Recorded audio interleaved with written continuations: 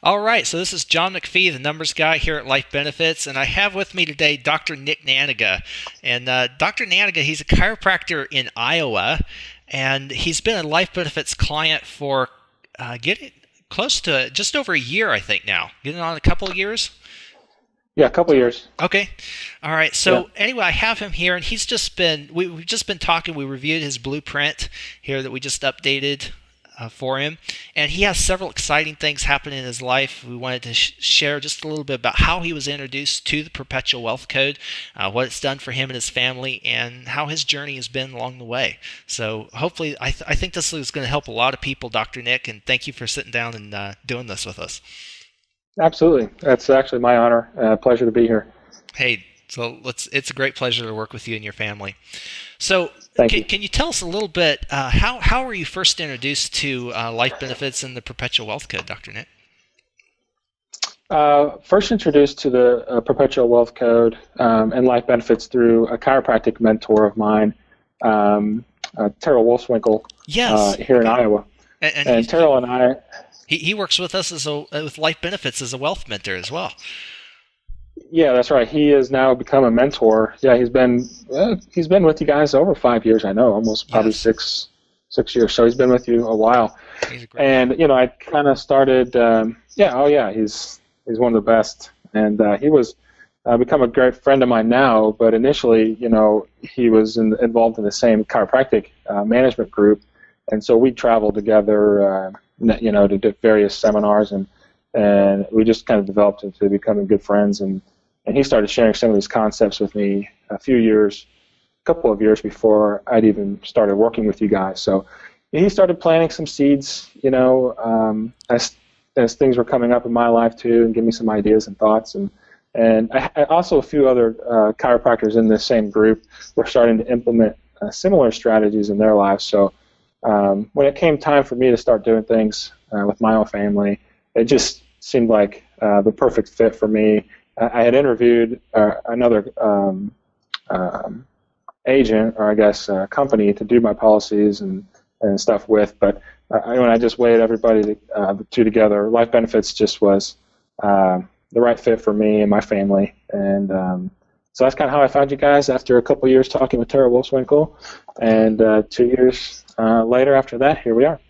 That's great. Hey, I didn't know you had interviewed another agent. Maybe my dad knew or my mom did, but yeah, that's amazing. So, what made you choose life benefits? Just out of curiosity. I think essentially it was a feeling. Okay. It just felt right, and a lot of times you kind of go with what your gut tells you to do. Um, the other gentleman, I think, knew what he was doing. He seemed to be doing things a little bit more aggressively, starting out, and it seemed like it would have put myself or my family in a vulnerable position, Okay. which I didn't feel real comfortable with starting out. So I guess I just kind of liked how it wasn't a real pushy sales pitch. It was very coaching. There's a lot of the mentoring that I've been accustomed with in my chiropractic practice that really wasn't in your face. You need to do all this now and put yourself out there. And as a young guy with a new family, there was a couple things that I just really wasn't comfortable doing Sure. on the outset with this kind of strategy. So it was just a real good feeling getting started, and it felt good. And now looking back, knowing what I know now, just real happy with the decision we've made. So. All right. Well, thank you for sharing that. That's we never want to come across pushy, and that's nice to hear that we don't. So, Right. that's great. Okay, so as you were first hearing about the concept and Dr. Terrell was talking with you about it, what did you like about it? As what piqued your interest? The most, would you say? That's a great question. I think what piqued my interest the most was honestly having a handful of gentlemen that were around me in this group chiropractically Hmm. that I trusted, that I knew personally, and I knew they wouldn't lie to me. I And see. so I knew that this wasn't, it wasn't. I knew that it was for real, and what piqued my interest essentially was them sharing their story with me, and they're in their 50s, having gone through traditional methods and not being happy with those results, I felt like I was lucky and in a position possibly where I could gain from their life experience and their knowledge 20, 30 years down the road from me. And with an open mind, I was willing to listen to what some of these super successful guys, and these guys aren't just ordinary successful guys, they're super successful, and they've taken the time to do the research and the study on different investment strategies or saving strategies. And knowing that, that's when I started thinking, well, man, if they think this is the right way to go, what an opportunity for me in my younger years, in my first half, so to speak, of life, to maybe not make the same mistakes they did, or they said they made. Not that they're mistakes that we all know, because certainly they were successful in those investments, but they didn't necessarily work out as they were shown or planning. So that's what really piqued the interest starting out, was gaining insight from them. And I just got really excited because I felt like I had such an opportunity many years ahead of them to learn from them. So I got really excited at that point. That's neat. Yeah, we have a lot of clients when they first learn about this, they start kicking themselves and they say, I wish I would have known about this 20 years ago. So you're in that position. You know about it 20 years ago and you're getting that benefit. That's nice. Yeah, I do. Good. I feel really lucky and very blessed to have been exposed to that and to have had, I guess, the open mind to receive that and to act on it, actually, because, I think many have heard it, possibly, but maybe weren't ready to hear it or receive it and didn't take any action steps on it to get things started. So I feel real lucky and grateful for those guys to share that with me. And so, yeah, you're absolutely right. Yeah, and kudos for you for taking action on it, too, because a lot of people hear about it and never take action. And it sounds like you're someone who takes action. That's great. I try to. Yeah, that's great. Good. So as you first started in using participating whole life insurance and the Perpetual Wealth Code in your game plan, it's not necessarily conventional or traditional, some of the methods that we're using here. So a lot of people, when they first get started, they encounter resistance from family members and things like that, and just from their peers in general about what they think they should be doing compared to what everyone else is doing. So did you experience any of that as you first got started? Oh, yeah, a lot of that. Okay. I think anybody that does go into this initially is going to feel a little bit of that. Okay. That's probably normal, I would think. Anytime you're separating yourself from the pack, so to speak, you're going to feel a little resistance from them as you're leaving, or as you're kind of going a separate way. So I wouldn't say that it was overwhelming, but there was certainly, especially, there are certainly people in my life that I look up to, that didn't necessarily agree with what I was trying to do, and that was hard for me. That took me about a year or so to kind of get over. Okay. And there were times along the way, even this last year, maybe even that first year, that I thought about stopping. Oh. Okay. Just because their opinion always meant so much to me in my life, and I had gained so much from them, otherwise, that helped me in my life, that I really took it into account, and it did really cause me to pause a little bit and really think about what I was doing. And I think in the end, I hope that helps me really solidify that this is the right strategy for me. But there were certainly times now it's your own conclusion. Right, exactly. Yeah, there is a point there. Yeah, exactly. And it was tough because there was, like I said, there are key people in my life that don't necessarily agree with it, but also, being a chiropractor, and you kind of get used to that a little bit anyway. So that's true, because chiropractic is not a mainstream medicine type of way of life. Not yet. It's becoming that. It's becoming more so. No, that's good. Yeah. But ultimately, having guys like Terrell Wolfswinkel and some of my other mentors that are also implementing these strategies is what really saved me, and then you guys too, your weekly content, your podcasts, your materials that you put out, that you're educating me along the way, giving me the knowledge to have conversations with people and not get bulldozed by the rate of return, so to speak, and on the market or things that are they're gaining or they're winning on these different types of strategies. So having that education to back you really helps you in your formative years too. So thank you guys for that. Oh, yeah, thank you. So is there what one thing would you tell somebody who's going through that with their family or who has family members that aren't supportive of what they're doing with their finances? What would you say to them? Well, I would say people are different, and not everyone's going to do the same thing. And this isn't contrary to what we probably believe, because we're doing it, we believe so heavily in it. Mm-hmm. It's not the right thing for everybody. Not everybody is capable of doing this. No. And so I would say be a bit understanding of that it's not you sometimes, that they're not rejecting you. Maybe it's just your idea. And so that will help. But that's probably the biggest thing I would say is that's a good takeaway.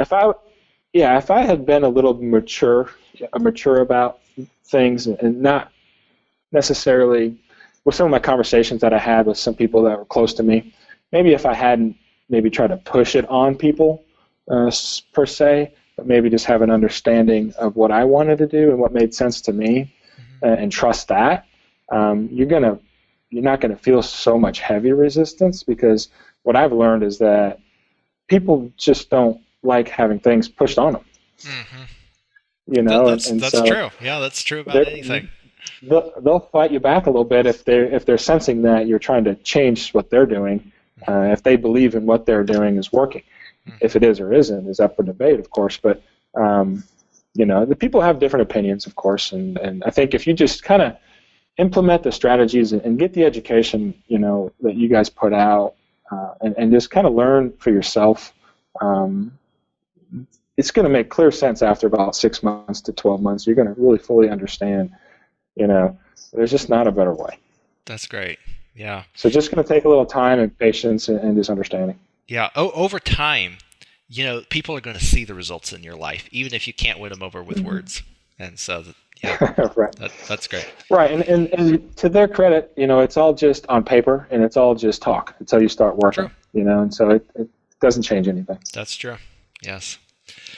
All right. So here recently now, you had a death in the family, right, Dr. Nick?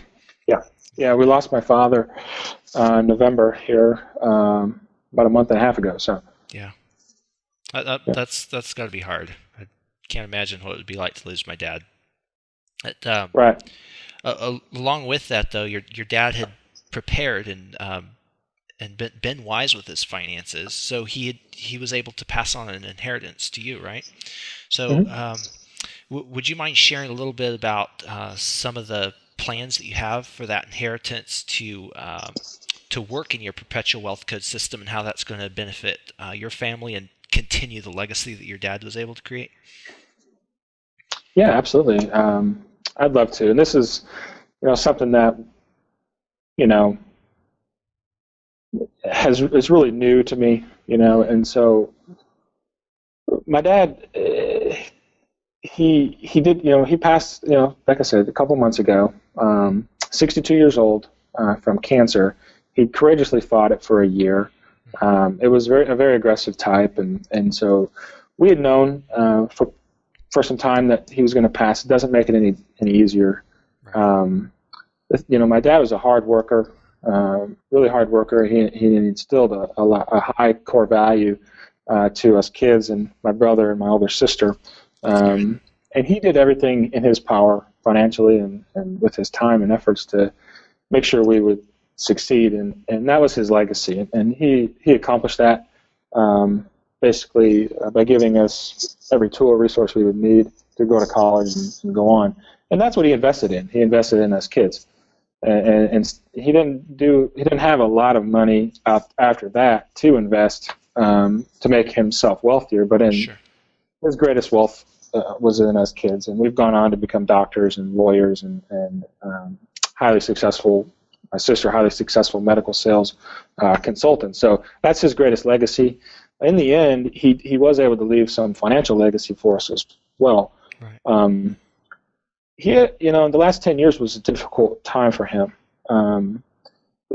He was in the car business, and we all know how that played out for some car dealerships.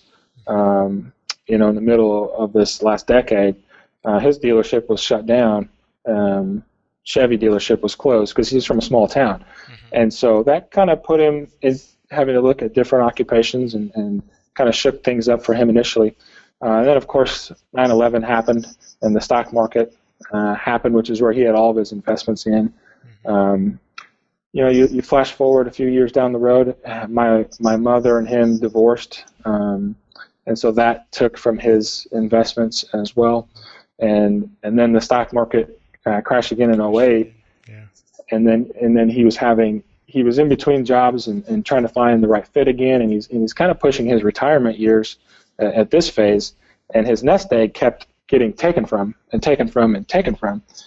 so when he got sick, he really wasn't able to work again anymore, and so it really put him in handcuffs. But the one thing he did have was a nice, nothing big. It's not, we're not talking millions of dollars, but he did have a nice life insurance policy that he had kept current, and that was the only, when everything kind of settled down after medical bills were getting paid and taxes were being paid when you take out the 401k, and there was for a while there, we weren't sure if he was going to outlive his money, mm-hmm. Given assisted living and medical bills and travel and lost income and at 62 years of age. Yeah. But I think in the back of his mind, I think he probably always knew with the life insurance policy that at least there was going to be something mm-hmm. To cover end-of-life expenses and to leave a legacy. And with his legacy that he's going to leave, to answer your question, we're going to implement and use the Perpetual Wealth Code. And so first thing we're going to do is pay off a sizable business debt that I have left on the business, which is going to free up a significant amount of monthly cash flow. That's great. So that cash flow is going to come back to me personally from the business, which otherwise would have been paid to a bank, of course, and they would have been benefiting from that still. Uh-huh. So now we're going to benefit from that, and so that money that he left pays off that debt, that loan, and we're going to use it to start life insurance policy on our son, who's going to be 3 in January, and we'll use some of the cash flow generated from that to start another policy from our daughter that's going to be joining us here at the end of April. Fantastic. And so on top of those two, yeah, exactly. And so we're going to start something different for our family, and kind of start going further down the road in a different direction than most families might go. And we're excited about that opportunity to have control of our money, access to it, and know that it's guaranteed and it's safe yes. going forward. Yes. And working with you, we figured out a way to recover that money that we're paying the debts with. And that's kind of how the Perpetual Wealth Codes come in. So not only do I have the inheritance and we get to use that, we know of a way now to recover that. And so we get to use that again later down the road. And, right. That to me is just unbelievable. Yeah, and what really excites me about this is that as you're taking the money that you're recovering by using the money that you have today, and you're starting policies for your kids, now we're starting to see the generational wealth building into the future. That's really exciting. Exactly. That's really That's exciting. The most exciting part of what we do, isn't it? Yes, it is. Yeah, and so many people, when we start talking about the Perpetual Wealth Code, they have a tendency to forget the life insurance part, because we are talking about life insurance here, even though we're just talking about the living benefits that you can use today and still have the death benefits. It's about both of them. Exactly. And honestly, that's kind of, and that's what I'm most excited about in these last few months, and that's what's made, losing my dad was one of the most difficult things I've ever gone through. And the last year, especially the entire year with him being sick, it was the most trying time of my life. But now, with his gift and my understanding, my knowledge with what you guys have given me, that gift in conjunction with his, we're able to plant a seed for 30 years down the road that's gonna germinate into something so big and wonderful. I just think we're gonna be really happy we did it this way. And then, like you said, generationally speaking, I've started recently, now that I have kids, started thinking about my grandchildren and their kids, and what these types of strategies how they can play out over 100 to 200 years if done right. It's just mind blowing to me. Yeah. How big something like this can be, and how powerful it can be for a family, a legacy like that. And that's what gets me most excited now about things. So. Yeah, that's great. It reminds me of what King Solomon said: "The righteous man leaves an inheritance to his children's children," and that's really neat. Your dad was able to do that through what you're doing with the legacy, and now you're setting that up for your grandchildren as well. Mm-hmm. Yeah, and if it wasn't for his seed money and his gift, all of this today wouldn't be as much as possible in a bigger way. And so I'm really grateful for him. Right, you were still on track to do it. It was just going to take longer. Mm-hmm. It was going to take longer. Right. Yeah. So yeah, and that's a great way. And so many people that we see, they get an inheritance, and a year down the road, it's gone. It's just like someone winning the lottery for many people. But what I hear you saying is that you have a system that you can put that into, and really make it know that it's going to be as effective as possible. And that you have peace of mind knowing that it's guaranteed, that it's in a system that's going to be doing something. That's right. Yeah. That's wonderful. Exactly. I agree. Well, thank you very much, Dr. Nick, for taking the time to do this. Is there any last words that you'd like to leave people watching this video with? No, I don't think so. Thank you to you guys again for your mentorship and I guess vision. Because your guys' vision and has really helped shape mine, and I can't say that any of these are original ideas that I've thought of. They're just coming straight from you guys, and I'm just trying to follow along as best I can and make the most of the situation. So thank you for your vision and your coaching and everything you guys do.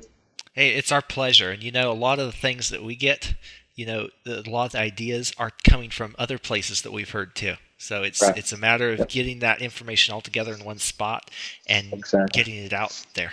That's right. That's important, because when we find that when people have the information, like we've shared with you, then people are smart. They know what to do with it. It's just getting the information and figuring out what's the right information that makes the big difference. Yeah, and I would say too, some advice I guess to anybody that might be listening is be patient. This isn't a get rich quick kind of thing. You're not gonna. This is a 5 to not even 5. It's a probably a minimum 10 to 30, 50 year kind of thinking, and that's what makes it so big and powerful. And so it's not something to, like I was saying, get rich quick over, but certainly something to look at very seriously if you are serious about wealth creation and legacy and leaving a legacy of wealth or generation behind for your loved ones. That's right. Yeah, it's about doing everything that you do better and adding just a little bit more to it. Yeah. Yeah, exactly. That's right. That's true. Thank you again, Dr. Nick. It's been great having you, and I'm sure this video is going to be very valuable to the people that are watching it as well. Thanks again. Sure. Appreciate it. Yeah, I hope so. You're absolutely welcome. Thank you so much.